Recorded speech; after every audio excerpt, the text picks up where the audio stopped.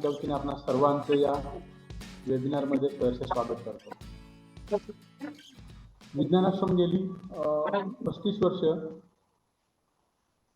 वेगवेगळ्या शिक्षणाच्या माध्यमातून शिक्षणाच्या कामाच्या माध्यमातून काम करत असतं. तर उद्योजकता विकास केंद्र हे गेली साधारणतः 4 वर्षापासून विविध क्षेत्रामध्ये काम करत आहे किंवा विविध क्षेत्रामध्ये युवकांना असेल, महिलांना असेल, तरुणांना असेल, शेतकऱ्यांना असेल, उद्योजकांना असेल ते प्रशिक्षण देण्याचं त्या ठिकाणी काम करतं. या प्रशिक्षणाच्या दरम्यान त्यांना प्रॅक्टिकली कशा पद्धतीने प्रशिक्षण देता येईल, साधारणतः 2 दिवसामध्ये किंवा 2 ते 6 दिवस हा आपण छोटासा कमी कालावधीचा वेळ ठेवला की या कालावधीमध्ये महिलांना, तरुणांना, शेतकऱ्यांना, उद्योजकांना त्याचं उद्योगाचं प्रशिक्षण द्यायचं. ते प्रशिक्षण दिल्यानंतर त्यांचं जे काही उत्पादन आहे त्या उत्पादनाचं पॅकेजिंग असेल, लेबलिंग असेल, त्याचं मार्केटिंग असेल, या सर्व क्षेत्रामध्ये म्हणजे शून्यापासून पासूनची शेवटची विक्री होईपर्यंत त्या पूर्ण साखळीमध्ये विज्ञानाश्रम त्या उद्योजकाच्या सोबत असतं. या दरम्यान त्याला फायनान्शियल सपोर्टची गरज असते. मग त्यामध्ये विविध बँकांचं लोन मिळवून देण्यासाठी त्याला मदत करत असेल किंवा विविध लायसन म्हणजे फूड प्रोसेसिंगमध्ये असेल ते प्रोसेस आहे, विविध मादर आहेत किंवा शॉप ॲक्ट आहे, तर इत्यादी प्रकारचा सर्व सपोर्ट विज्ञानाश्रम त्यांना त्या ठिकाणी देत असतं. त्यासोबतच डिजिटल मार्केटिंग आहे, कारण आपण जे काही आता पदार्थ किंवा आपलं जे काही उत्पादन आहे हे आपलं उत्पादन आपण मार्केटमध्ये पूर्ण महाराष्ट्र असेल किंवा आपल्या तालुक्यात असेल किंवा जिल्ह्यामध्ये असेल किंवा महाराष्ट्राबाहेर असेल त्याचं मार्केटिंग आपण नाही करू शकत. एखादा छोटासा उद्योजक नाही करू शकणार, परंतु तेच काम विज्ञानाश्रम फेसबुक किंवा इतर टूलच्या माध्यमातून ही सेवा सुद्धा अल्प दरामध्ये किंवा काही ठिकाणी मोफत सुद्धा त्याच्यावरती विज्ञानाश्रम काम करत असतं. त्याच्यामध्ये मग साधारणतः 1 वर्षभरामध्ये आम्ही प्रत्येक महिन्याला 2 प्रशिक्षण वर्ग की जे हँड्स ऑन स्किल विज्ञानाश्रममध्ये देऊन किंवा एखाद्या उद्योगावरती देऊन हे प्रशिक्षण देण्याचा प्रयत्न करत असतो. तर आजचा जो काही वेबिनार आहे की बऱ्याच शेतकऱ्यांचं मत होतं की बाबा फूड प्रोसेसर कंपनी जी आहे एफपीओ आहे ती कशा पद्धतीने स्थापन करायची, तर त्यासाठी आपण आज या वेबिनारचं आयोजन केलेलं आहे.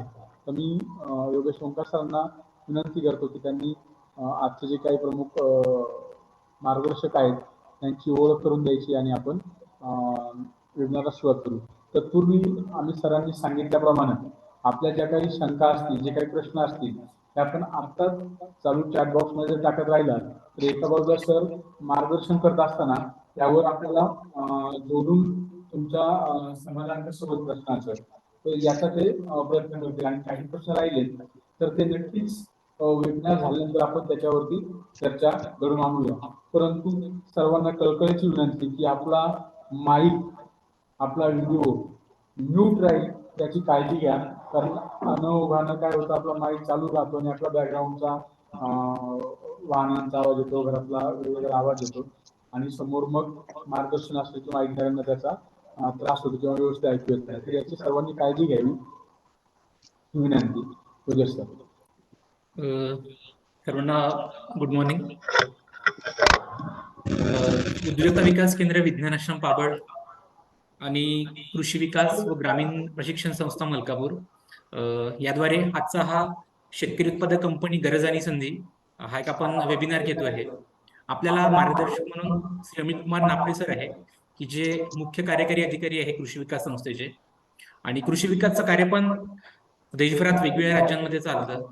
1991 पासून कृषी विकास चालू झाली, महाराष्ट्र, मध्य प्रदेश असेल किंवा वेगवेगळ्या राज्यांमध्ये कृषी विकास काम करते. शाश्वत शेती, फार्मा प्रोड्युसर कंपनी असेल, वुमन एम्पॉवरमेंट असेल, इरिगेशन असेल, अशा अनेक क्षेत्रांमध्ये शेतकऱ्यांसाठी कृषी विकास संस्था काम करते. अनेक पुरस्कारांनी या संस्थेचा सन्मान झालेला आहे. तर आता या संस्थेचे सीईओ श्री अमित कुमार नाफडे सर आपल्यासोबत लाभलेले आहेत.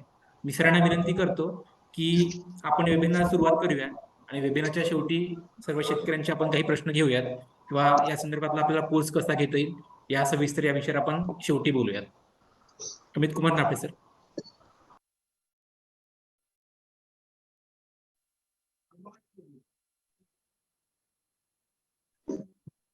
काही प्रश्न जी सुरुवातीला आलेली होती त्याच्यामध्ये काही लोकांचं म्हणणं होतं की आम्हाला बेसिक माहिती पाहिजे, काही लोकांचं म्हणणं होतं आम्हाला लीगल डॉक्युमेंटेशन विषयी पाहिजे, काहींचे क्रॉप स्पेसिफिक प्रश्न होते आणि एक फार इंटरेस्टिंग प्रश्न होता की एफपीओ फेल का होतात. हे जर आपण सुरुवातीला समजून घेतलं तर मला वाटतं बऱ्याचशा समस्या आपल्या दूर होतील. आणि आता सध्याचा जर आपण विचार केला तर देशामध्ये अनेक एफपीओ तयार होत आहेत आणि ह्या एफपीओ तयार होताना जितक्या वेगाने एफपीओ तयार होत आहेत तितक्याच वेगाने त्या एफपीओ ज्या आहेत त्या डिफंक होत आहेत किंवा त्या एफपीओला जे आहे ते चांगल्या पद्धतीनं काम करता येत नाही आहे.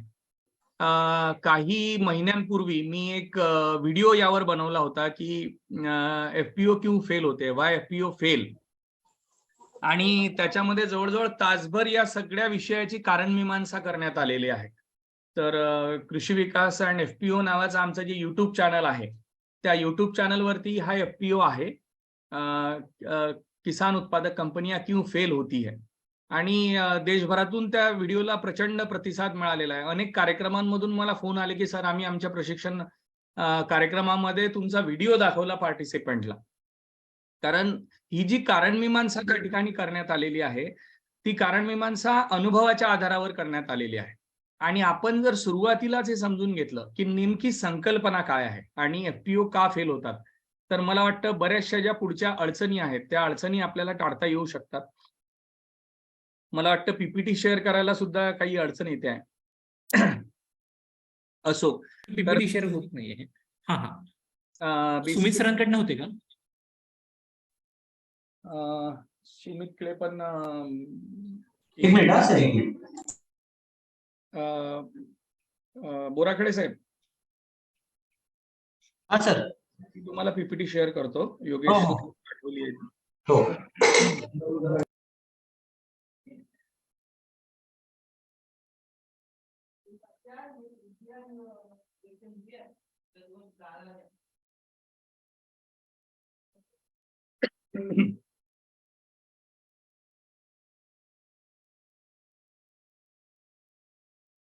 तर आपण हा जो विषय आहे, योगेश तुम्ही शेअर कराल का बोराखडे साहेबांना? मी दुसऱ्या पीसीहून कनेक्ट झालो ऍक्च्युली. हा, झाली आहे शेअर. Yes, thank you. नेक्स्ट आपण आज प्रयत्न करूया थोडासा संकल्पना, गरज आणि संधी याचा विचार करायचा.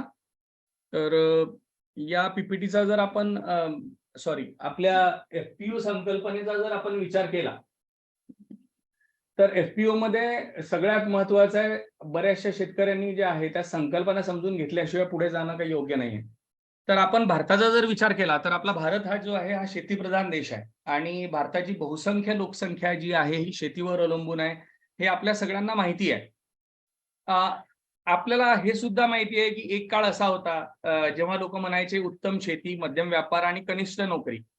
तर आता मात्र ते चित्र बदललेलं आहे. शेतीकडे फारसा कल राहिलेला नाही आणि बऱ्याचशा गावांमध्ये ती अडचण येते आहे. दुसरं असं लक्षात आलेलं आहे की शेतकऱ्याची जी पिळवणूक होते ती संघटनेच्या अभावातून होते. संघटनेचा वेगवेगळा प्रयत्न त्या ठिकाणी करण्यात येतोय, पण अजून एक चांगलं संघटन हे होत नाही. आणि अर्थातच त्याला कारण हे आहे की शेतकऱ्यांची संख्या खूप मोठी आहे आणि विखुरलेली आहे. या सगळ्या ज्या गोष्टी आहेत, शेतकऱ्याची जी पिळवणूक होते आहे किंवा जी परिस्थिती निर्माण झालेली आहे, या परिस्थितीमधून निराशा येते आहेत आणि निराशेमधून आत्महत्या होत आहेत.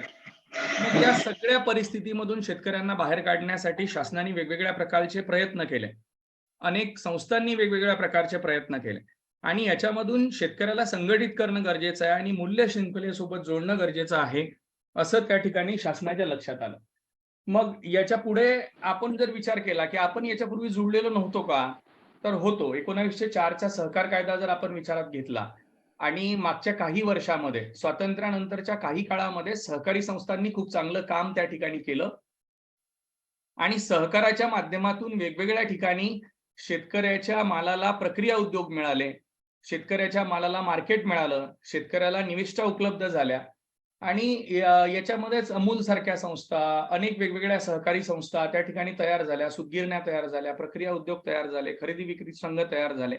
पण हे सगळं होत असताना एका बाजूला आर्थिक उदारीकरण झालं, खाजगीकरणाचं आव्हान सरकारनं स्वीकारलं आणि सहकार जो आहे त्या सहकाराला या खाजगीकरणासोबत कॉम्पिटिशन द्यायला थोडंसं अवघड होत गेलं. सोबतच सहकारामध्ये राजकारणाचा मोठ्या प्रमाणात प्रवेश झाला आणि त्याच्यामुळे सुद्धा सहकार मोडकळीस आलं. तर अशा सगळ्या वेळेस एका अशा मॉडेलची गरज होती की जे सहकार तत्वावरती चालेल, पण ते मॉडेल जे आहे ते स्वायत्त असेल, ते मॉडेल स्वयंपोषी असेल आणि ते मॉडेल शाश्वत असेल. तर या सगळ्या बाबींचा जेव्हा विचार केला, तेव्हा शेतकरी उत्पादक कंपनी ही संकल्पना त्या ठिकाणी समोर आली. आणि या शेतकरी उत्पादक कंपनी संकल्पनेला आपण जर इतिहासामध्ये गेलो, तर आजपासून साधारणतः 24-25 वर्षापूर्वी प्राध्यापक वाय.के. अलग यांच्या अध्यक्षतेखाली एक समिती नेमण्यात आलेली होती हा सगळा अभ्यास करायला, याची कारणमीमांसा करायला आणि याच्यामध्ये काय चांगलं करता येऊ शकेल याच्यावरती पर्याय देण्यासाठी. तर ही जी समिती आहे, या समितीने संकल्पना मांडली की सहकार जो आहे, या सहकाराला पुढे नेत, त्या सहकाराला स्वायत्त करण्यासाठी, ऑटोनॉमस करण्यासाठी कंपनी कायद्यामध्ये काही तरतुदी करण्यात याव्या. आणि मग आपला जो कंपनी कायदा होता 1956चा, त्याच्यामध्ये सुधारणा करण्यात आल्या आणि त्याच्यामध्ये एक सहकार आणि सहकारी संस्था आणि प्रायव्हेट लिमिटेड कंपनी या दोन्हींमधून काही चांगल्या गोष्टी घेण्यात आल्या आणि त्या माध्यमातून कंपनी कायद्यामध्ये प्रोड्युसर कंपनीची तरतूद त्या ठिकाणी करण्यात आली. मग आता आपण जेव्हा शेतकरी उत्पादक कंपनी म्हणतो, ही कंपनी कायद्यामध्ये तयार झालेली प्रोड्युसर कंपनी आहे. नंतर 2013ला तो कायदा परत सरकारने थोडासा अपडेट केला आणि आता कंपनी कायदा 2013 नुसार आपली शेतकरी उत्पादक कंपनी तयार होते. नंतरच्या काळामध्ये पीपीटी मूव्ह होत नाहीये का? नंतरच्या काळामध्ये जे आहे, तर नंतरच्या काळामध्ये सरकारच्या असं लक्षात आलं की कंपनी कायद्यासोबत सहकार कायद्यामध्ये सुद्धा सुधारणा करणं गरजेचं आहे. आणि मग वेगवेगळ्या ठिकाणी त्या ठिकाणी सहकार कायद्यामध्ये सुद्धा खूप चांगल्या सुधारणा झाल्या आणि महाराष्ट्रामध्ये सुद्धा सहकार कायद्यात सुधारणा झाल्या. देश पातळीवरती हा विषय सुरू झाला की सहकार कायद्याअंतर्गत सुद्धा अशा प्रकारे येतील का? आणि आता कंपनी कायद्याअंतर्गत जशा प्रोड्युसर कंपनीज तयार करता येतात, तशा सहकारी संस्था कायद्याअंतर्गत सुद्धा सहकारी संस्था तयार करता येतात आणि सहकार कायद्यात बऱ्याचशा सुधारणा झाल्यामुळे आता तिथे पण तुलनेनी पहिल्या सहकार कायद्याच्या तुलनेनी आज बऱ्याचशा अंशी ऑटोनॉमी त्या सहकारी संस्थांना मिळालेली आहे. आणि आता आपण जेव्हा शेतकरी उत्पादक म्हणजे फार्मर प्रोड्युसर ऑर्गनायझेशन, शेतकरी उत्पादक संघटना असं जेव्हा म्हणतो, तेव्हा ती फार्मर प्रोड्युसर ऑर्गनायझेशन कंपनी कायद्यामध्ये सुद्धा रजिस्टर झालेली असू शकतं किंवा सहकार कायद्यामध्ये सुद्धा रजिस्टर झालेली असू शकते. या सगळ्या विषयाला, नेक्स्ट स्लाइड घ्या, या सगळ्या विषयाला पुढे नेण्यासाठी मग भारत सरकारने जुलै 2020 मध्ये एक मोठा कार्यक्रम लॉन्च केला. 10,000 शेतकरी उत्पादक कंपन्या स्थापन करायच्या. तर भारतामध्ये प्रत्येक तालुक्यामध्ये किमान एक शेतकरी उत्पादक कंपनी असावी, असा या योजनेचा उद्देश आहे. जेणेकरून भारतातल्या कोणत्याही भाग असा असणार नाही की ज्या तालुक्यामध्ये शेतकरी उत्पादक कंपनी असणार नाही. आणि उद्देश असं होतं की 2024 पर्यंत 10,000 शेतकरी उत्पादक कंपन्या स्थापन करायच्या या सगळ्या तालुक्यामध्ये. आणि त्या उद्दिष्टपूर्तीच्या दृष्टीने फार वेगाने वाटचाल होते आणि मला वाटतं पुढच्या वर्षीपर्यंत या प्रत्येक तालुक्यामध्ये ऑलमोस्ट किमान एक शेतकरी उत्पादक कंपनी या कायद्याअंतर्गत तयार झालेली असेल. याच्यासाठी खूप चांगला त्या ठिकाणी फंड अलॉकेशन केलं गेलं आणि सोबतच काही सपोर्टिंग योजना सुद्धा त्या ठिकाणी शासनाने लॉन्च केल्या. त्याच्याविषयी आपण पुढे चर्चा करणारच आहोत. नेक्स्ट. तर शेतकरी उत्पादक कंपनी संकल्पना जी आहे, ही संकल्पना थोडंसं समजून घेणं सुरुवातीला आवश्यक आहे. याच्यामध्ये जर आपण विचार केला तर प्राथमिक उत्पादक जे आहे, मग प्राथमिक उत्पादक कोण? एक शेतकरी जो आहे तो प्राथमिक उत्पादक असू शकतो. एक दूध उत्पादक जो आहे तो प्राथमिक उत्पादक असू शकतो. मच्छीमार आहे, विणकर आहे, ग्रामीण आहे, कुक्कुटपालन करणारा शेतकरी आहे, शेळी पालन करणारा व्यक्ती आहे, त्याच्याकडे कदाचित जमीन नसेल, पण हे सगळी मंडळी प्राथमिक उत्पादक आहे. तर हे प्राथमिक उत्पादक जे आहे, हे प्राथमिक उत्पादक जर एकत्र आलेत, तर हे 10 व्यक्ती एकत्र आलेत, तर हे शेतकरी उत्पादक कंपनी त्या ठिकाणी तयार करू शकतात.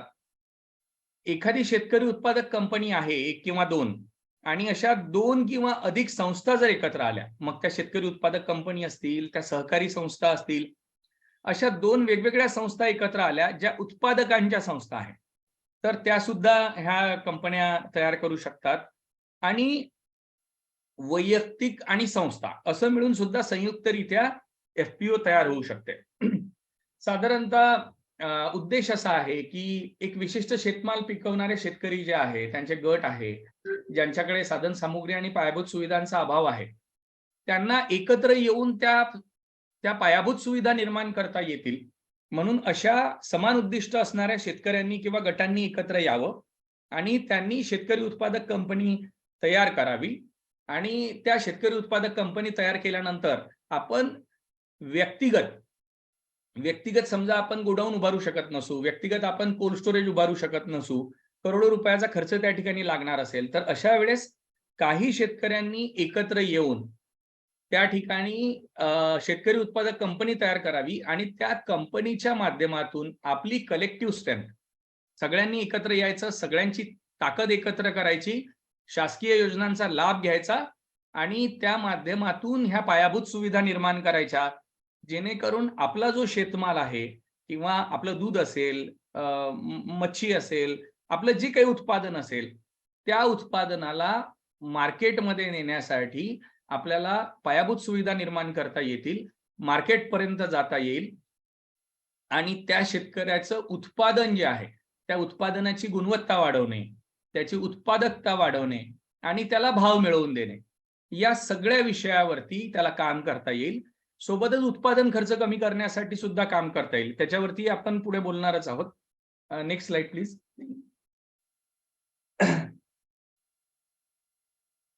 संघटनेची शक्ती मला वाटतं तुम्हाला सगळ्यांना माहिती आहे की पक्ष्यांची एक गोष्ट आपण ऐकतो की एक पक्षी जाळ्यामध्ये अडकलेले होते, मग एका पक्षाने प्रयत्न केला, त्याला उडता आलं नाही, पण जेव्हा सगळ्या पक्षांनी प्रयत्न केला तेव्हा ते जाळ्यासहित उडू शकले आणि सगळ्यांची मुक्तता झाली. तसंच लाठीची गोष्ट सुद्धा माहिती आहे. एक लाठी तुटली नाही, मग एक लाठी तुटली, मग सगळ्या 10 लाठ्या एकत्र बांधल्या, तो तोडायचा प्रयत्न केला तर ती तुटणार नाही. तर ही जी आहे ही आहे संघटनेची शक्ती आणि हे या ठिकाणी आपल्याला पाहायचं आहे. नेमकी संकल्पना अशी आहे की एका शेतकऱ्याची जर पिळवणूक होत असेल तर जेव्हा शेतकरी एकत्र येतील तेव्हा त्याची पिळवणूक होणार नाही. मी तुम्हाला एक उदाहरण देतो.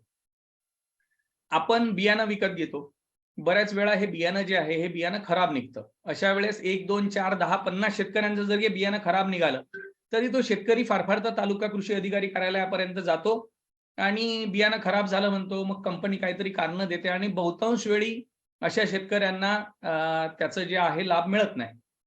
पण आता आपण विचार करू की एका ठिकाणी 200-500 शेतकरी एकत्र झालेले आहेत आणि त्यांनी शेतकरी उत्पादक कंपनी मार्फत बियाणं खरेदी केलं. एकतर जेव्हा तुम्ही शेतकरी उत्पादक कंपनी मार्फत बियाणं खरेदी कराल तेव्हा त्या बियाण्यामध्ये तुम्हाला क्वांटिटी खूप लागणार आहे. म्हणजे कपाशीचं जर उदाहरण घेतलं, किंवा कुठल्याही पिकाचं उदाहरण घ्या, एका एकरामध्ये तुम्हाला 1 बॅग किंवा 2 बॅग बियाणं लागणार आहे. अशा वेळेस तुम्ही 500 शेतकरी आहेत, त्यांना किमान 500 ते 1000 बॅग लागणार आहेत. तर त्या 500 ते 1000 बॅग कदाचित त्या वेगवेगळ्या व्हेरायटीच्या असतील, पण त्या 500च्या 1000 बॅगची क्वांटिटी तेव्हा तुम्ही जाल तेव्हा तुम्हाला कंपनीकडून डीलरशिप मिळू शकेल, डिस्ट्रीब्युटरशिप कदाचित आणखी मोठ्या स्केलला गेलात तर मिळू शकेल आणि ती कंपनी डीलर किंवा डिस्ट्रीब्युटर म्हणून जेव्हा काम करेल तेव्हा अर्थातच ते कंपनीला चांगल्या दरामध्ये मिळेल आणि त्या कंपनीच्या मार्फत आपण जेव्हा शेतकऱ्यांना देऊ तेव्हा त्याच्यामध्ये जर काही अडचण आली तर त्या वैयक्तिक शेतकऱ्यासोबत आपली कंपनी उभी आहे आणि आपण त्या बियाणे उत्पादन करणाऱ्या कंपनीला सांगू शकतो की आम्ही तुमच्याकडून हा माल घेतला होता, बल्कमध्ये घेतलेला होता आणि त्या बियाण्यामध्ये अशा अडचणी आलेल्या आहेत. कदाचित 1, 2, 4 शेतकऱ्याचं ती कंपनी ऐकणार नाही, पण तुमची संघटित शक्ती जेव्हा असेल, जेव्हा एखादा डीलर बोलणार आहे, जेव्हा एखादा डिस्ट्रीब्युटर बोलणार आहे, तेव्हा मात्र त्या कंपनीला त्याचा नक्की विचार करावा लागतो. तर ही संघटनेची शक्ती आहे. अशाच पद्धतीनं इन्फ्रास्ट्रक्चर तयार करायचं जे मी उदाहरण दिलं, तर इन्फ्रास्ट्रक्चरमध्ये आपल्याला 1 कोटी रुपयाचं इन्फ्रास्ट्रक्चर उभं करायचं आहे. तर एक शेतकरी 1 कोटी रुपयाचं उभं करू शकेल का? कदाचित नाही. तर मग अशा वेळेस आपण 400-500 शेतकरी एकत्र आलो, आपण 400-500 शेतकऱ्यांनी मिळून त्या ठिकाणी काही शेअर्स आपली रक्कम गोळा केली आणि त्या शेअर्स नंतर शासकीय योजनांचा लाभ घेतला.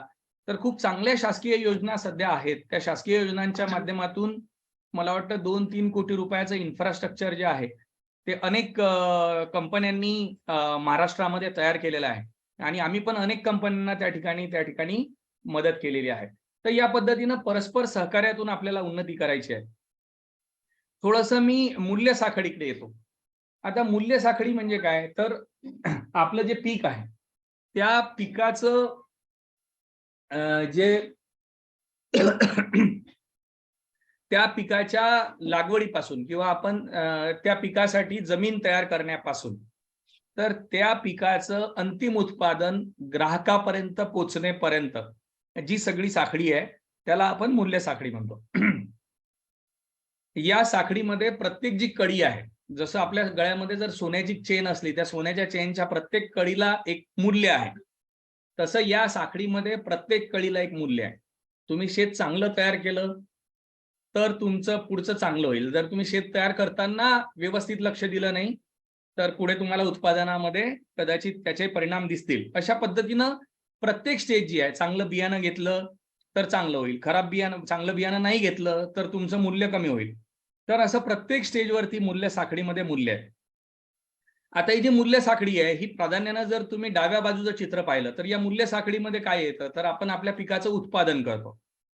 त्या उत्पादनासाठी आपण काही निविष्ठांची खरेदी करतो किंवा सेवांची खरेदी करतो आणि त्याची विक्री करतो. हे एक बेसिक मूल्य साखळी आहे. तर या मूल्य साखळीमध्ये हे सगळं होत असताना कुठेतरी त्या मालावरती प्रक्रिया होते आणि ही मालावरती जेव्हा प्रक्रिया होते तेव्हा त्या मूल्य साखळीमध्ये एक कुठलंही उदाहरण घेतलं, कापसाचं उदाहरण घेतलं तर कापसावरती प्रक्रिया होते आणि त्या कापसाची गठाण तयार होते किंवा पुढे कपडा तयार होतो. हे सगळं करत असताना त्या प्रत्येक टप्प्यावरती त्याचं विक्री व्यवस्थापन करावं लागतं. म्हणजे कापूस विकायला शेतकरी त्याचं व्यवस्थापन करतो, त्या पद्धतीनं गठाण व्यापारी त्याचं उत्पादन करतो, व्यवस्थापन करतो. त्या पद्धतीनं गठाणीपासून धागा तयार करणे, धाग्यापासून कापड तयार करणे, कापडापासून शर्ट किंवा काय पॅन्ट तयार करणे आणि तो परत विकणे. या सगळ्या टप्प्यावरती विक्री व्यवस्थापन करणं गरजेचं असतं. आणि अर्थातच देशांतर्गत जसं आपण बाजार टॅप करतो तसं निर्यात, ही पूर्ण मूल्य साखळी आहे. या मूल्य साखळी बळकटीकरणाचा जर आपण विचार केला, ही मूल्य साखळी आपण जेव्हा बळकट करू तेव्हा आपल्याला चांगलं उत्पादन घेता येईल, उत्पादन खर्च कमी होईल आणि तेव्हा आपल्याला खऱ्या अर्थानं जे आहे अधिक पैसा मिळेल. तर ही मूल्य साखळी बळकटी करण्यासाठी आपल्याला स्केल पाहिजे.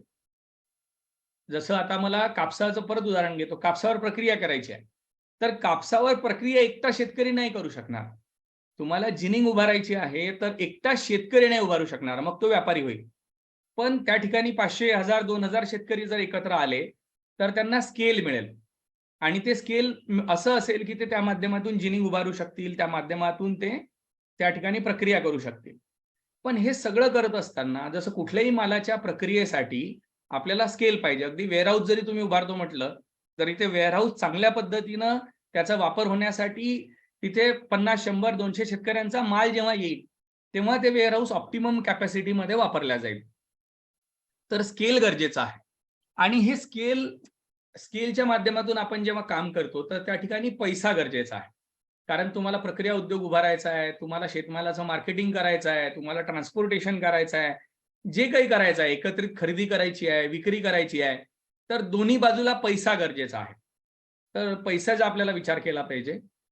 तंत्रज्ञान त्या ठिकाणी खूप महत्वाचं आहे. प्रत्येक ठिकाणी तुमचं उत्पादन असो, मालाची साठवणूक असो, मालाची प्रक्रिया असो, मालाची वाहतूक व्यवस्था असो, मालाची विक्री असो, आपण जर योग्य तंत्रज्ञानाचा वापर केला नाही तर त्या ठिकाणी नुकसानीची शक्यता फार मोठ्या प्रमाणात आहे आणि जागतिक स्तरावर स्पर्धा करताना आपल्याला ते गरजेचं आहे. आणि हे सगळं करण्यासाठी एनेबलिंग एन्व्हायरमेंट म्हणजे ज्याला आपण म्हणतो की एक चांगलं वातावरण असणं गरजेचं आहे. चांगलं वातावरण जेव्हा मी म्हणतोय तेव्हा मी सरकारचा विचार करतोय किंवा पॉलिसीजचा विचार करतोय, योजनांचा विचार करतोय. आणि आम्हाला असं वाटतं की सध्या शेतकरी उत्पादक कंपन्यांसाठी खूप चांगलं एन्व्हायरमेंट देशभर आहे आणि महाराष्ट्रात तर अतिशय चांगलं आहे. महाराष्ट्र आजही शेतकरी उत्पादक कंपन्यांच्या बाबतीत अग्रेसर राज्य म्हटलं जातं आणि महाराष्ट्रामध्ये अनेक चांगल्या योजना त्या ठिकाणी आहेत. जसं आता विचार केला तर स्मार्ट नावाची योजना आहे, राज्याच्या काही जिल्ह्यांमध्ये पोखरा नावाची योजना आहे, त्यानंतर मॅग्नेट नावाची योजना आहे. ह्या 3 अतिशय सुंदर योजना त्या ठिकाणी आहेत. याच्याशिवाय देश पातळीवरती काही चांगल्या योजना आहेत ज्याच्यामध्ये PMFME आहे, ज्याच्यामध्ये ॲग्री इन्फ्रास्ट्रक्चर फंडची योजना आहे, जिल्हा उद्योग केंद्रामार्फत उद्योग मंत्रालयाच्या वेगवेगळ्या योजना त्या ठिकाणी राज्य शासनाने केंद्र शासनाच्या राबवल्या जातात. अशा अनेक योजना त्या ठिकाणी आहेत आणि सरकारची, राज्य सरकार आणि केंद्र सरकार या दोघांची शेतकरी उत्पादक कंपन्यांना सपोर्ट करण्याची त्या ठिकाणी मानसिकता आहे. त्याच्यामुळे सध्याचं वातावरण खूप चांगलं आहे असं म्हणायला हरकत नाही. नेक्स्ट.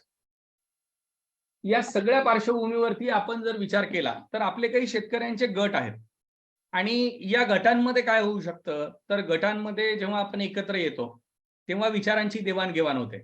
एखाद्या शेतकऱ्यांनी त्याच्या पिकाचं कीड नियंत्रण करण्यासाठी एखादी मेथड वापरली, टेक्निक वापरली, औषध वापरलं आणि त्याला चांगले रिझल्ट आले, तर तो त्या गटात सांगू शकतो 10 लोकांना. एखाद्याला चांगले रिझल्ट आले नाही तरी तो सांगू शकतो. म्हणजे यश आणि अपयश, अनुभव या सगळ्यांच्या विचारांची देवाणघेवाण आपल्या गटामध्ये होते. देशाच्या काही भागामध्ये किंवा आपल्या राज्यामध्ये काही प्रमाणात सुद्धा आपण जेव्हा एकत्र काम करतो तेव्हा एकमेकाच्या शेतात जाऊन एकमेकाला मदत करतो. ते गटाच्या स्वरूपात सुद्धा काही ठिकाणी होऊ शकतं. एकत्रित बियाण्याच्या खरेदीविषयी मी तुमच्याशी बोललो, तसंच एकत्रित खताची खरेदी असेल, एकत्रित तुम्हाला एखादं बूम स्प्रेअर घ्यायचा आहे, ट्रॅक्टर अवजारं घ्यायची आहे, अवजार बँक घ्यायची आहे, अशी अनेक पद्धतीनं एकत्रित खरेदी आणि शेतमालाची एकत्रित विक्री हे त्या ठिकाणी गटाच्या माध्यमातून होऊ शकेल. साधनांची उपलब्धता तुम्हाला होऊ शकेल, नवीन माहितीची देवाणघेवाण होऊ शकेल. असं अनेक काही एक शेतकरी गट करू शकतो. आणि जेव्हा अनेक गट एकत्र येतील तेव्हा अनेक गटाच्या माध्यमातून जेव्हा कंपनी हे सगळं काम करेल तेव्हा कंपनीमध्ये हे आणखी चांगल्या पद्धतीनं आणखी उत्पादकरित्या होऊ शकतं. जर आपण कंपनीचा विचार केला तर त्या ठिकाणी शेतकरी उत्पादक गट आपण अगोदर तयार केले पाहिजे आणि त्या गटांमधून शेतकरी उत्पादक कंपनीची सामान्य सभा तयार होते. पुढे त्यामधून कार्यकारी मंडळ आणि पदाधिकारी. गट तयार केले पाहिजे असं काही कायद्यानुसार गरजेचं नाहीये, पण गट तयार केले तर व्यवस्थापन आणि नियोजन या दृष्टीनं फार महत्वाचं ठरतं. तर ऍडवायझेबल आहे की आपण गट तयार करून किंवा तुमचे अगोदरचेच गट आहे असं मेसेजमध्ये मी वाचलं होतं काही लोकांच्या, तर त्या गटांनी एकत्र येऊन जर कंपनी तयार केली तर व्यवस्थापन आणि नियोजन खूप चांगल्या पद्धतीनं होऊ शकतं आणि त्याचे फायदे आपल्याला नक्कीच होतील. नेक्स्ट. सॉरी. आता आपण शेतकरी उत्पादक कंपनी सोबत एक जोडलेला शेतकरी आणि त्याला काय काय करता येईल, तर साहजिकच त्याला शेतकरी उत्पादक कंपनीसाठी ज्या शासकीय योजना आहेत त्यांचा लाभ घेता येईल. मी तुम्हाला एक उदाहरण देतो. समजा तुम्ही एक 500 शेतकरी आहे आणि प्रत्येकाने 2000 रुपये एकत्र केले, तर या 500 शेतकऱ्यांचे मिळून 10 लाख रुपये त्या ठिकाणी जमा होतील. 500 शेतकऱ्यांनी प्रत्येकी 2000 रुपये जर एकत्र केले तर 10 लाख रुपये त्या ठिकाणी गोळा होतील. आणि आपण जर एखाद्या शासनाच्या योजनेचा लाभ घेतला, जसं स्मार्ट नावाची योजना मी तुम्हाला सांगितली, तर स्मार्टच्या योजनेमध्ये 60% सबसिडी आहे. आपण 1 कोटीच्या प्रकल्पाचा विचार करू की तुम्हाला 1 कोटीचा प्रक्रिया उद्योग उभा करायचा आहे किंवा 1 कोटीचा प्रायव्हेट मार्केट उभं करायचं आहे किंवा 1 कोटीचं तुम्हाला त्या ठिकाणी गोडाऊन उभे करायचे आहे. तर अशा वेळेस त्या 1 कोटीपैकी 10 लाख तुमचे, 60 लाख रुपयाची सबसिडी म्हणजे 70 लाख रुपये तुमचे कव्हर झाले आणि उरलेले जे 30 लाख रुपये तुम्हाला कर्ज स्वरूपात घ्यायचं आहे त्याच्यासाठी सुद्धा ॲग्री इन्फ्रास्ट्रक्चरच्या माध्यमातून, ॲग्री इन्फ्रा फंडच्या माध्यमातून तुम्हाला तुमचं जे व्याज आहे त्या व्याजावरती अनुदान सरकार त्या ठिकाणी उपलब्ध करून देतं. उर्वरित 30 लाख रुपयामध्ये सुद्धा व्हेंचर कॅपिटल नावाची एक स्कीम आहे. त्या व्हेंचर कॅपिटल नावाच्या स्कीम मधून तुम्ही तुमच्या शेअर रकमेच्या 40% व्हेंचर कॅपिटल मिळवू शकता, जे तुम्हाला बिनव्याजी मिळतं 11 वर्षाकरता. आणि तुम्ही जर 10,000 शेतकरी उत्पादक कंपनी प्रकल्पातील तुमची कंपनी असेल तर तुमच्या 10 लाखाला आणखी 10 लाख इक्विटी ग्रँट सुद्धा मिळू शकते. म्हणजे या केसमध्ये 1 कोटीचा प्रकल्प उभारायसाठी प्रत्यक्ष एवढा मोठा भार सरकार उचलते आहे आणि खूप कमी रक्कम आपल्याला त्या ठिकाणी इन्व्हेस्ट करावी लागणार आहे. तर अशा पद्धतीने शासकीय योजनांचा लाभ आपल्याला घेता येईल. संघटित शेतकरी आपण ऑलरेडी डिस्कस केलेला आहे. जेव्हा मी कृषी विज्ञान केंद्र आणि कृषी विद्यापीठांचा विचार करतो तेव्हा यांच्याकडे ज्ञानाचा भंडार आहे, पण हे एक शेतकऱ्याला नाही देऊ शकत, त्या कॅपॅसिटीज त्यांच्याकडे नाही आहे. पण आम्ही पाहिलंय की शेतकरी उत्पादक कंपनी म्हणून जेव्हा आम्ही त्यांच्याशी अप्रोच केला तेव्हा त्यांनी मोठ्या प्रमाणात आम्हाला सपोर्ट केलेला आहे आणि सहकार्य केलेलं आहे. कारण त्यांना माहिती आहे आम्ही एका शेतकरी उत्पादक कंपनीशिवाय जेव्हा जुडतो तेव्हा आम्ही 500,000 शेतकऱ्यांसाठी जुडतो. तर अशा संस्थांसोबत आपल्याला जुळणं सोपं होऊन जातं.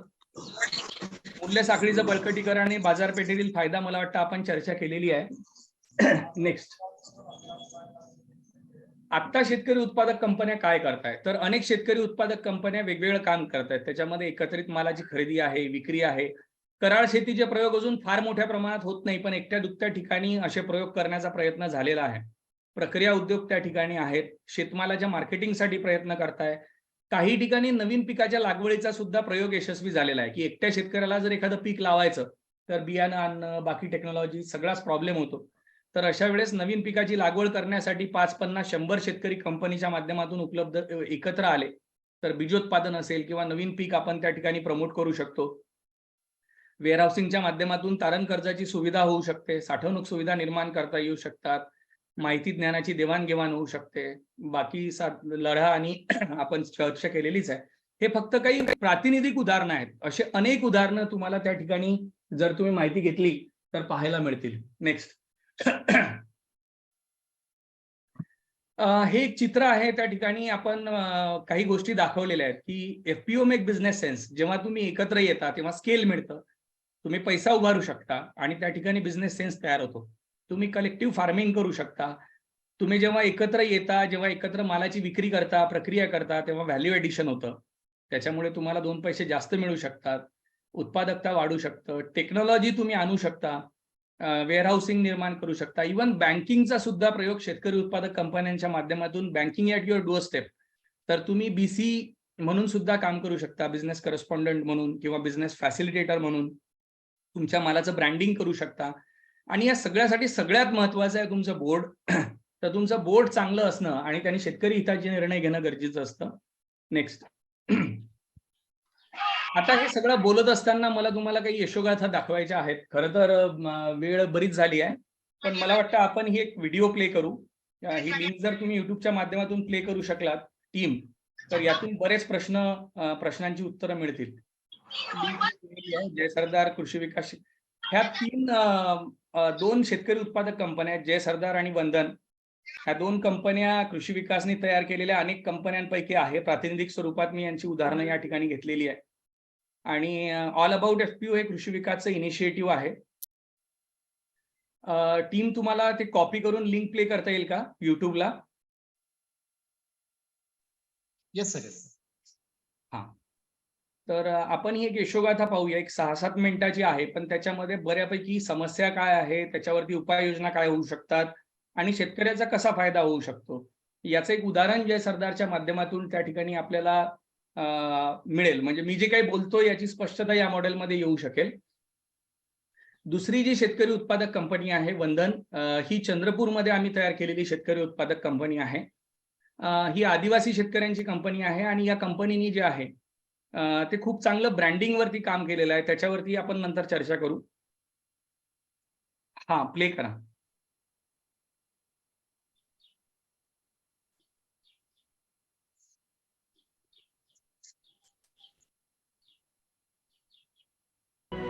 कृषि भारतीय अर्थव्यवस्था की नींव है और साथ ही हमारे देश में सबसे ज़्यादा लोगों का रोजगार देने वाला क्षेत्र भी। लेकिन आज भी किसान की अवस्था बहुत ही नाजुक है। कभी बारिश ना आने की वजह से तो कभी ज़्यादा बारिश होने की वजह से, कभी पेस्ट अटैक की वजह से तो कभी उपज को उचित भाव न मिलने की वजह से, कभी खराब सीड के कारण तो कभी पैसे न होने के कारण। किसी न किसी कारणवश हमारा किसान हमेशा परेशान पाया जाता है। किसान की इसी अवस्था को सुधारने हेतु महाराष्ट्र के कुछ किसानों ने मिलकर निर्माण किया जय सरदार कृषि विकास किसान उत्पादक संगठन का। देखिए हमारे देश के प्रधानमंत्री क्या कहते हैं इस संगठन के बारे में। आइए हम महाराष्ट्र चलते हैं। नमस्कार सर। नमस्ते जी। मैं दिलीप नाफड़े जय सरदार शेतकरी उत्पादक कंपनी मलकापुर से आपका अभिवादन करता हूं। सर पहले कुछ साल पहले हमें किसानों के लिए बहुत सारी समस्या थी, उसी समस्या से लेके हमने जय सरदार किसान उत्पादक कंपनी का रजिस्ट्रेशन किया। उसके बाद में सर हमने वो किसानों से 1000 रुपए शेयर्स हमने जमा किए। हमारे 10 लाख रुपए जमा होने के बाद SFC नई दिल्ली ने हमें 10 लाख रुपए इक्विटी गारंटी दिए। ऐसे हमारे पास 20 लाख रुपए हमारे किसान संगठन के पास हमारे खुद के जमा हुए और वो होने के बाद हमने 35 लाख रुपए का लोन लिया और लोन लेके हमने हमारा कारोबार आगे बढ़ाया। दिलीप सर, भाऊ, इसके बाद दिलीप भाऊ, तुमची सगळी मंडळी टोळी ना, माझे नमस्कार. नमस्कार साहेब. कमाल केला आहे तुम्ही सगळ्यांनी. जून 2018 में हुआ यह वार्तालाप संगठन के सदस्यों को और भी प्रेरित कर गया और संगठन की प्रगति देख फरवरी 2020 में इस संगठन को 10,000 FPO लॉन्च प्रोग्राम में आमंत्रित किया गया। यह संगठन के किसानों को प्रधानमंत्री जी से प्रत्यक्ष मुलाकात करने का और उन्हें रुमाल टोपी प्रदान करने का भी अवसर प्राप्त हुआ। कृषि विकास व ग्रामीण प्रशिक्षण संस्था मलकापुर द्वारा SFAC नई दिल्ली की सहायता से बनाया गया ये संगठन आज अलग अलग ऊंचाइयां छू रहा है। महाराष्ट्र के कृषि विभाग के सहायता से इस संगठन के माध्यम से आज किसानों की अपनी मंडी उभर रही है। यहाँ किसानों के उपज की खरीद होती है और किसानों को खेती के लिए आवश्यक उत्पाद भी बेचे जाते हैं। साथ ही क्लीनिंग ग्रेडिंग यूनिट और वेयर हाउसेस की सुविधा भी उपलब्ध करवाई गई है। यहाँ व्यवस्था का कुछ ऐसा निर्माण किया गया कि महिला किसान भी निर्भय होकर माल बेचने या खरीदने के लिए आ रहे हैं। जय सरदार भारतवर्ष का दूसरा ऐसा FPC है जिसके गोदाम WDRA के साथ रजिस्टर है और किसान अपनी उपज यहाँ रखकर लोन ले सकते हैं। साथियों, इन दिनों महाराष्ट्र की एक घटना पर मेरा ध्यान गया। वहां एक फार्मर प्रोड्यूसर कंपनी ने मक्के की खेती करने वाले किसानों से मक्का खरीदा। कंपनी ने किसानों को इस बार मूल्य के अतिरिक्त बोनस भी दिया। किसानों को भी एक सुखद आश्चर्य हुआ। जब उस कंपनी से पूछा तो उन्होंने कहा कि भारत सरकार ने जो नए कृषि कानून बनाए हैं, अब उसके तहत किसान भारत में कहीं पर भी फसल बेच पा रहे हैं और उन्हें अच्छे दाम मिल रहे हैं। इसलिए उन्होंने सोचा कि इस एक्स्ट्रा प्रॉफिट को किसानों के साथ बांटना चाहिए। उस पर उनका भी हक है और उन्होंने किसानों को बोनस दिया है। साथियों, बोनस भले ही छोटा हो, लेकिन ये शुरुआत बहुत बड़ी है। उचित दाम और सही काम के सूत्र के साथ साथ आगे बढ़ने के लिए और मार्केट कंपटीशन में किसानों के हित के लिए खड़ा रहने हेतु टेक्नोलॉजी का सहयोग लेना अनिवार्य है। यही सोचकर संगठन ने द्वारा ट्रस्ट के साथ एक ऐप का निर्माण किया। इस ऐप के माध्यम से किसान भाई बहन अपने घर से ही जो उपज उन्हें बेचना है उसके बारे में FPO को जानकारी दे सकते हैं तथा FPO के पास उपलब्ध चीजें भी खरीद सकते हैं। इसी ऐप के माध्यम से किसानों को क्रॉप एडवाइजरी सेवा भी प्रदान की जा रही है, जो किसानों की कम लागत में अच्छा उत्पाद लेने में भी सहायक हो रही है। FPO के यशस्विता हेतु मार्केट लिंकेज सबसे जरूरी है। यह ध्यान में रखते हुए इस FPO ने संतुष्ट नाम से अपना खुद का ब्रांड विकसित किया है और ऑनलाइन तथा ऑफलाइन माध्यम से उत्पाद बेचे जा रहे हैं।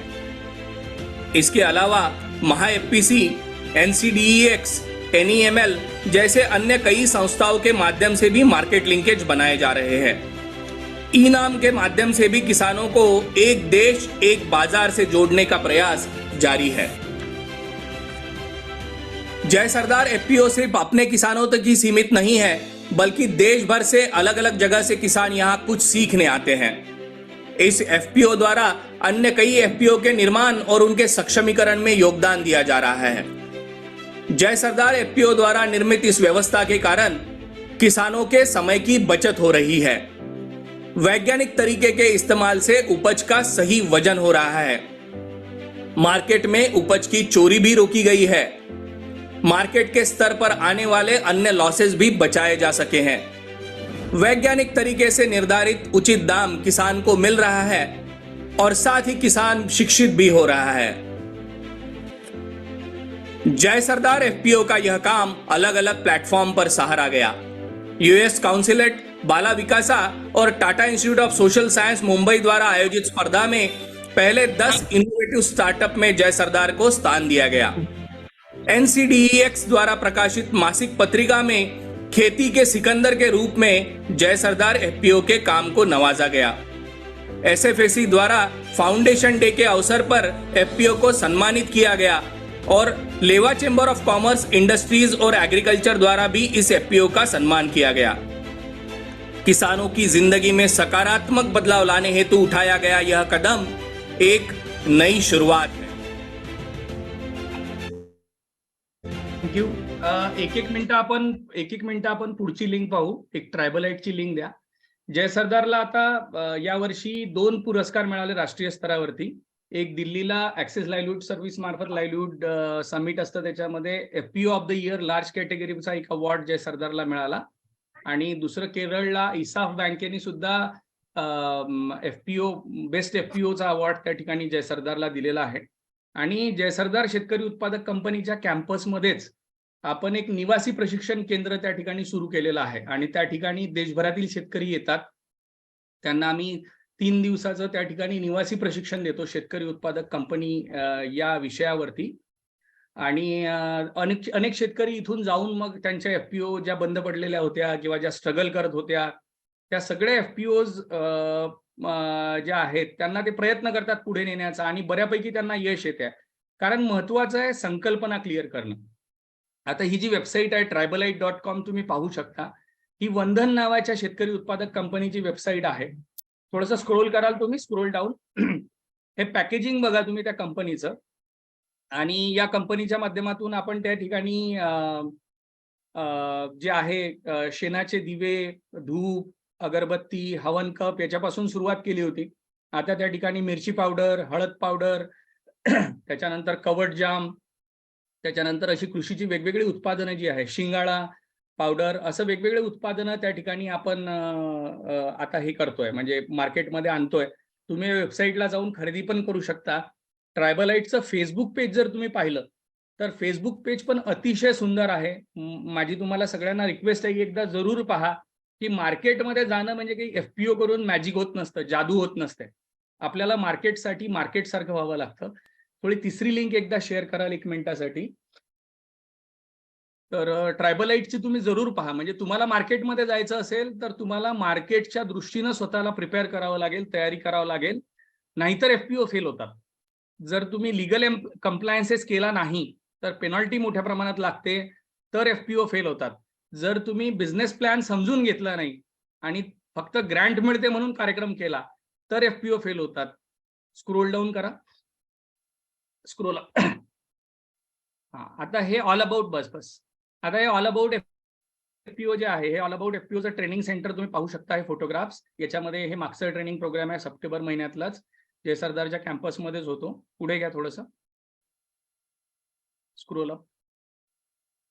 हा दुसरा एक ट्रेनिंग प्रोग्राम आहे 3 दिवसाचा त्या ठिकाणी झालेला। असं हे ऑल अबाउट एफपीओच्या फेसबुक पेजला जर तुम्ही गेलात, आणखी थोडंसं 1-2 याला जाऊया आपण, तर तुम्हाला वेगवेगळे ट्रेनिंग प्रोग्राम त्या ठिकाणी दिसतील आणि वेगवेगळी माहिती जी आहे ती वेगवेगळी माहिती पण याच्यावरती तुम्हाला दिसेल। वेगवेगळ्या एक्सपोजर व्हिजिट्स त्या ठिकाणी तुम्हाला दिसतील।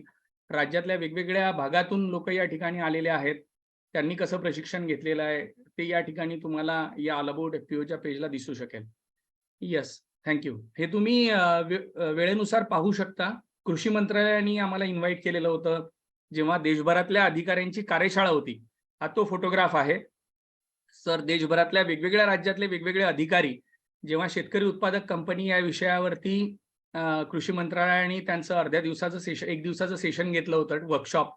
त्या वर्कशॉपमध्ये आम्हाला संधी दिली होती कृषी मंत्रालयाने एक सेशन घ्यायचे 1 तासाभराचं त्या सगळ्या मोठ्या अधिकाऱ्यांच्या, राज्यस्तरीय अधिकाऱ्यांच्या कॅपॅसिटी बिल्डिंगसाठी दिल्लीला।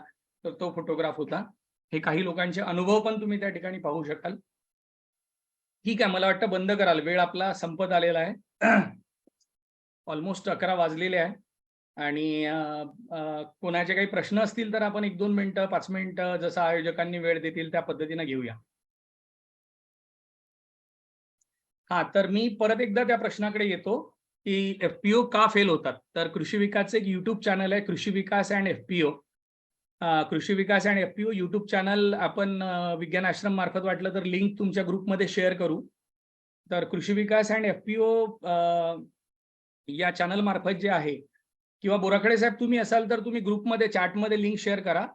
याच्यावरती किसान उत्पादक कंपनियां क्यों फेल होती हैं याचा 1 तासाचा संपूर्ण व्हिडिओ जवळजवळ आहे आणि त्याच्यामध्ये खूप छान पद्धतीने आम्ही प्रयत्न केलेला आहे आमचे अनुभव मांडण्याचा. जर तुमची FPO असेल किंवा तुम्हाला FPO तयार करायची असेल तर तो व्हिडिओ अवश्य पहा. कारण आपण हे जर समजलं की कंपन्या फेल का होतात तर आपण त्याच्यावरती काम करू शकतो आणि आपल्या बऱ्याचशा अडचणी दूर होऊ शकतात. FPO कंपनी करावी की सहकार कायद्याअंतर्गत करावी? सहकार कायद्याअंतर्गत खर्च कमी आहे, कंपनी कायद्याअंतर्गत थोडासा खर्च जास्त आहे. कंपनी कायद्याअंतर्गत कंप्लायन्सेस पण थोडेसे जास्त आहेत आणि कंपनी कायद्याअंतर्गत जी पेनल्टी लागते ती पेनल्टी माफ होण्याची शक्यता फार कमी आहे. पण कंपनी कायद्याचे काही ॲडव्हान्टेजेस आहेत. जसं ऑटोनॉमी जी आहे ती सहकारापेक्षा नक्कीच चांगली आहे. तुम्हाला कंपनी कायद्यामध्ये फार कोणी इकडून तिकडून विचारणा करणार नाही. बिझनेस करण्यासाठी डिसिजन मेकिंग सोपं आहे. तर काही पॉझिटिव्ह निगेटिव्ह गोष्टी आहे. त्याचा सारासार विचार करून तुम्ही निर्णय घेऊ शकता. ठीक आहे. लीगल कंप्लायन्सेस विषयी 2 वेगवेगळे विषय आहेत. कंपनी कायद्याचा लीगल कंप्लायन्सेस जो आहे हा वेगळा आहे. सहकार कायद्याचा लीगल कंप्लायन्सेस वेगळा आहे. कंपनी कायद्याचा लीगल कंप्लायन्सेस विषयी 1-2 मिनिटात सांगणं काही शक्य नाही. पण पर्टिक्युलरली परत मी सांगेल की आमच्या YouTube चॅनलवर जर तुम्ही गेलात तर तिथे तुम्हाला कंपनी सेक्रेटरी आणि चार्टर्ड अकाउंटंट यांचं या विषयावरती सेशन मिळेल की लीगल कंप्लायन्सेस कसा केला जातो आणि तुमचा जो कंपनी सेक्रेटरी असेल आणि चार्टर्ड अकाउंटंट असेल हे तुम्हाला लीगल कंप्लायन्सेसचं कॅलेंडर देतात. त्या तारखा फक्त आपण पाळायच्या आहे. कंप्लायन्सेस तेच लोक करतात पण ते तारीख आपण लक्षात ठेवणं गरजेची आहे. कारण ती तारीख जर चुकली तर आपल्याला पेनल्टी लागते आणि पेनल्टी ही पर डे बेसिसवर सुद्धा असू शकते आणि खूप मोठी पेनल्टी लागते. बऱ्याच कंपन्यांची परिस्थिती अशी आहे की त्यांच्या शेअर होल्डिंगपेक्षा जास्त त्यांच्या पेनल्ट्या आहेत. FPO रजिस्ट्रेशनला तुम्हाला साधारणतः 25,000 ते 35,000 पर्यंत रजिस्ट्रेशनसाठी खर्च येतो. वेगवेगळे लोक वेगवेगळ्या पद्धतीची फीज घेतात. तुम्ही चांगल्या अनुभवी लोकांकडे जाल तर ते कदाचित थोडीशी जास्त फी घेतील पण तुम्हाला त्यांच्या अनुभवाचा फायदा होईल. काही लोकांकडे फक्त रजिस्टर करायची म्हणून जाल तर ते कदाचित कमी मध्ये करून देतील. पण त्याच्यामुळे थोडीशी आपण अभ्यास करून गेलो तर अडचणी टाळता येऊ शकतील. कंपनीला CEO असणं बंधनकारक आहे का? डायरेक्टर CEO राहू शकतो का? ऍक्च्युली कंपनी कायद्यानुसार ते म्हणतायत की CEO असणं गरजेचं आहे. तुम्ही डायरेक्टरला मॅनेजिंग डायरेक्टर करू शकता. CEO बेसिकली हा शेअर होल्डर शिवाय असावा असं एक अपेक्षित असतं आणि त्या ठिकाणी CEO तुम्ही नियुक्त करणं गरजेचं आहे. बाकी आता बरेचसे डायरेक्टर पण CEO म्हणून काम करताय पण अपेक्षित असं आहे की CEO हा बाहेरचा व्यक्ती असावा. नाबार्ड मार्फत FPO करताना एका तालुक्यातून शेतकरी असावे असं बंधन असते का? हे तुम्हाला नाबार्डचे DDM चांगल्या पद्धतीनं सांगू शकतील. पण नाबार्ड मार्फत जनरली विषय असा असतो की 8-10 गावं घेऊन जर तुम्ही जवळजवळच्या गावांमधून FPO तयार केली तर त्या शेतकऱ्यांना चर्चा करायला एकत्र काहीतरी करायला सोपं जातं. म्हणून ते एका तालुक्यातले असतील तर शासकीय योजना घेण्यासाठी सुद्धा तुम्हाला बऱ्याच वेळा तालुका कृषी अधिकाऱ्यांकडून शिफारस लागते. अशा वेळेस सुद्धा एका तालुक्यातले असतील तर सोयीचं जातं. पण 10,000 FPO मध्ये मात्र हे बंधन आहे की त्या तालुक्यातलेच ते असले पाहिजे. आणखी B2B साठी माहिती कुणाशी संपर्क करावा लागेल? 10,000 FPO मध्ये तुम्ही आहात तर तुमची FPO प्रमोट करणारी जी CBBO असेल त्यांच्याशी तुम्ही संपर्क करा आणि त्यांच्या मार्फत तुम्ही B2B साठी लिंकेज करून घेऊ शकता. त्यांच्याकडे मार्केट लिंकेज एक्सपर्ट असेल. कोणाला प्रोसेस आणि बाकी सगळ्या प्रक्रिया समजून घ्यायच्या असतील तर आमच्याकडे प्रशिक्षणासाठी तुम्ही आमंत्रित आहात. तुम्ही प्रशिक्षणासाठी येऊ शकता, अभ्यास सहलीसाठी येऊ शकता आणि अधिक माहिती त्या ठिकाणी घेऊ शकता. व्हेंचर कॅपिटल विषयी माहिती. व्हेंचर कॅपिटल जसं मी सांगितलं तुम्ही जी शेअरची रक्कम गोळा करता त्याच्या 40% व्हेंचर कॅपिटल तुम्हाला मिळू शकतं. SFSCच्या वेबसाईटवरती व्हेंचर कॅपिटल स्कीम विषयी माहिती आहे आणि तिथून तुम्हाला त्याचे कागदपत्र वगैरे सगळे मिळतील. हिंदीमध्ये सुद्धा त्याचं माहितीपत्रक त्या ठिकाणी उपलब्ध आहे. इयरली चार्जेस जे आहेत ते इयरली चार्जेस तुम्ही काय करता याच्यावरती अवलंबून आहे. जसं तुम्ही एक FPO चालवतायत तर कंप्लायन्सेसला साधारणतः 30,000 ते 40,000 रुपये तुम्हाला वर्षभराला लागतात. पण तुम्ही नवीन शेअर्स दिले तर ते शेअर अलॉटमेंटसाठी वेगळे चार्जेस लागतात. तुम्ही डायरेक्टर चेंज केले तर त्याच्यासाठी वेगळे चार्जेस लागतात. असंच केस स्पेसिफिक इयरली चार्जेस वेगवेगळे असू शकतात. ट्रॅक्टरसाठी किती अनुदान मिळते मला माहित नाही. तुम्हाला त्याच्यासाठी मला वाटतं महाडीबीटी हँडल करणाऱ्या अधिकाऱ्यांसोबत संपर्क केला पाहिजे. 10,000 FPO मध्ये सहभाग घेण्यासाठी तुम्ही तुमच्या जिल्ह्याच्या आत्माला संपर्क करा. त्यांना विचारा तुमच्या जिल्ह्यामध्ये अगोदर FPO झालेली आहे का? आणि 10,000 FPOचं अलॉटमेंट जे आहे हे दिल्लीवरून होतं. दिल्लीवरून त्यांनी काही एजन्सीज नेमलेल्या आहेत. त्या एजन्सी जसं नाफेड आहे, SFAC आहे, नाबार्ड आहे. तर त्या दिल्लीला अलॉटमेंट होतं अगोदर, नंतर त्यांच्या स्टेट डिपार्टमेंटला होतं आणि नंतर राहिलेल्या तालुक्यांमध्ये होतं. 3 दिवसाच्या ट्रेनिंगची फी आहे ती पर डे पर पार्टिसिपंट 2,000 आमची फीज असते. 3 दिवसाच्या ट्रेनिंगसाठी 6,000 रुपये खर्च येतो. त्याच्यामध्ये तुमची निवास, जेवणाची व्यवस्था, प्रशिक्षण कार्यक्रम, प्रशिक्षण पुस्तिका, अभ्यास सहल हे सगळं इन्क्लूड असतं. FPO मध्ये येण्यासाठी जर तुम्ही शेतकरी उत्पादक कंपनी करत असाल तर 7/12 पहिल्या 10 लोकांना लागतो जे रजिस्ट्रेशनसाठी जातात. इतर लोकांचा पण तुम्ही घेतला पाहिजे. ते शेतकरी आहे त्याची खात्री करण्यासाठी. पण इतर लोकांचा आजपर्यंत कोणी मागितलेला नाही. CS खूप चार्जेस घेतात. जसं मी सांगितलं रजिस्ट्रेशनसाठी 25,000 ते 35,000च्या रेंजमध्ये खर्च येतो. अनुभवी व्यक्ती कदाचित थोडी जास्त फी घेऊ शकतात आणि काही लोक कमी पण घेऊ शकतात. ते तुम्हाला सोयीचं कोण आहे त्याच्यानुसार तुम्ही निवडा. आणि बाकी फीस तुम्ही समजून घेतली पाहिजे की कशाला किती चार्जेस लागतात. वेगवेगळे जसं मी सांगितलं की वेगवेगळ्या गोष्टीला वेगवेगळे चार्जेस आहेत. तर ते असं आपण 2 मिनिटांमध्ये नाही सांगू शकणार.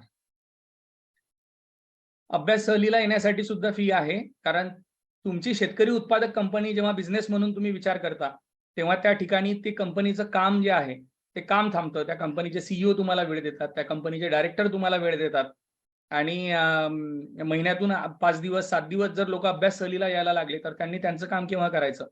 म्हणून मग अभ्यास सहलीला येण्यासाठी सुद्धा चार्जेस आहे. चार्जेसचा दुसरा उद्देश हा पण असतो की जे लोक येतात त्यांनी थोडेसे चार्जेस दिले तर ते सिरियसली येतील. नाहीतर मग लोक फिरायला सुद्धा येतात. तर थोडेसे 2 पैसे खर्च करून तुम्ही आलात तर तुम्हाला नक्की त्याचं आउटपुट चांगलं मिळेल. ज्याचे नावे शेती नाही असे व्यक्ती, जर तुमची उत्पादक कंपनी असेल, जसं कुक्कुटपालक उत्पादक कंपनी, शेळीपालक उत्पादक कंपनी, दूध उत्पादक कंपनी, तर तुम्ही होऊ शकता. जर तुमच्याकडे स्वतःची शेती नाही पण तुम्ही भाड्याने शेती करताय तरी तुम्ही होऊ शकता. टेनंट फार्मरचं सर्टिफिकेट त्याच्यासाठी गरजेचं असतं. स्टडी टूरसाठी एका ग्रुपला 5,000 रुपये फी ती कंपनी आकारते. जय सरदारचं पर्टिक्युलरली जर विचार केला तर. आणि साधारणतः 20 पेक्षा जास्त लोक असली तरी फी वाढू शकते. तर त्या टीमशी बोलून तुम्ही त्याच्यामध्ये तुमचा चहा, स्नॅक्स वगैरे जे आहे ते आणि साधारणतः 3 ते 3-3.5 तासाची एक्सपोजर व्हिजिट आणि संचालकांची चर्चा, CEOशी चर्चा, टीम रेकॉर्ड, इन्फ्रास्ट्रक्चर, फंक्शनिंग हे सगळं तुम्हाला दाखवलं जातं. जास्त लोक असतील तर मात्र जास्त चार्जेस लागतात. बरेच लोक असं पण करतात की एका दिवसासाठी येतात. मग एका दिवसासाठी 2 सेशन्स आणि एक्सपोजर व्हिजिट असा पण प्लॅन केला जातो.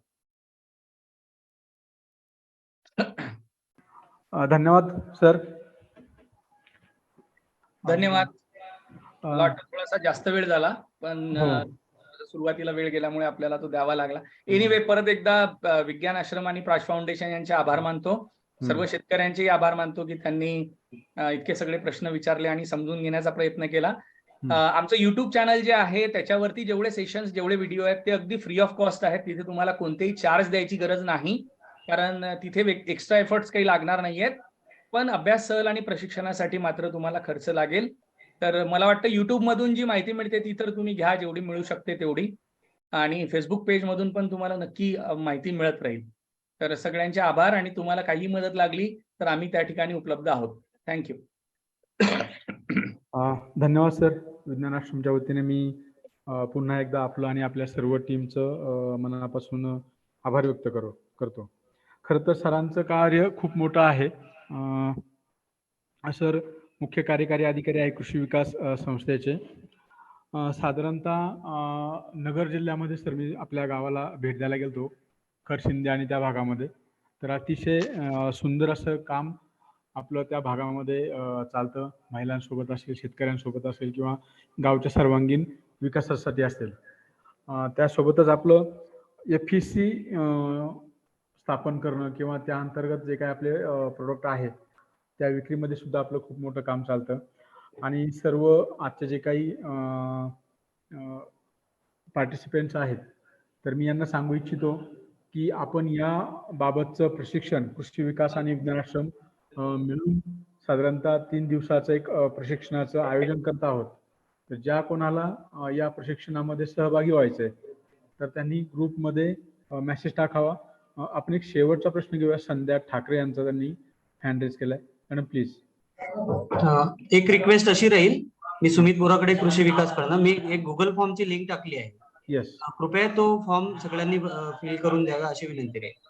येस ओके हा, चॅट मध्ये एक गुगल फॉर्म टाकलेला आहे फीडबॅक साठीचा. Yes okay thank you. हां एक 5 मिनिट सर सुरू ठेवाय म्हणजे फॉर्म भरून फिल करतील. येस येस संध्या ठाकरे यांनी हँड रेज केला होता.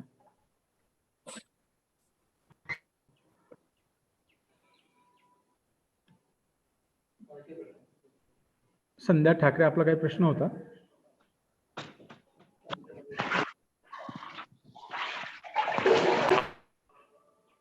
हॅलो,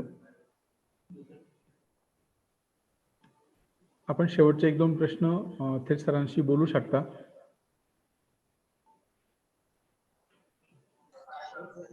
हो, लिंक भरून भरेपर्यंत काही प्रश्न असतील तर ते करू शकता. ट्रेनिंग संदर्भात कोणाला ट्रेनिंगला यायचं असेल, सोबतच तुम्हाला FPC चे आपले बुक सुद्धा पब्लिश आहेत, ते सुद्धा हवे असले कोणाला तर तुम्ही माझ्याशी संपर्क करू शकता. चॅटबॉक्स मध्ये मी माझा नंबर दिलेला आहे. सोबतच कृषी विकासचं सरांनी सांगितल्याप्रमाणेच YouTube चॅनल आहे कृषी विकास अँड FPO. त्याचं मी चॅटबॉक्स मध्ये टाकलेलं आहे नाव. त्याने तुम्ही त्या चॅनलला जाऊन सबस्क्राईब करा. तुम्हाला चांगले चांगले व्हिडिओज तिथं मिळतील. FPO ची कम्प्लिटली लाईफ सायकल आहे. आमचं 3 राज्यांमध्ये एम्पॅनलमेंट आहे. 3 राज्यांमध्ये आम्ही काम करतो. मध्य प्रदेश, महाराष्ट्र, गुजरातमध्ये आमचे 150+ FPO आहेत, आहे ना. तर तुम्ही त्या FPOचं जे काही ऍक्टिव्हिटीज होत असतात त्याचं संपूर्ण काम आम्ही आमच्या YouTube चॅनलला जे आहे ते टाकलेलं आहे. FPO जे आम्हाला चॅलेंजेस आले आहेत, जे आम्हाला आहे ना FPO बनवताना किंवा FPO असतील, तर तुम्ही ते YouTube चॅनलवरून शिकू शकता. बुकसाठी, ट्रेनिंगसाठी तुम्ही मला संपर्क करू शकता. माझा नंबर आहे. जर कोणाचे काही प्रश्न नसतील तर आपण या ठिकाणी थांबूया. पुन्हा एकदा सर्व उपस्थितांचं, त्यासोबत अमित कुमार सर नाफडे आणि त्यांच्या सर्व टीमचं मी मनापासून विज्ञान आश्रमच्या वतीने आभार व्यक्त करतो.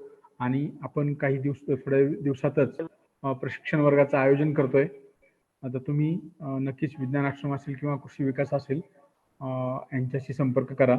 आपण साधारणतः निवासी 3 दिवसाचं प्रशिक्षण वर्गाचं आयोजन करू आणि FPC कशी स्थापन करायची, त्याचे बेनिफिट कशा पद्धतीने आपल्याला घेता येतात आणि उद्योगामध्ये आपल्याला कसं पुढे जाता येतं, तर या संबंधी आपण मार्गदर्शन करणार आहोत. धन्यवाद. हा वेबिनार या ठिकाणी संपला असं मी जाहीर करतो. आणि कोणाचे काही वेगळे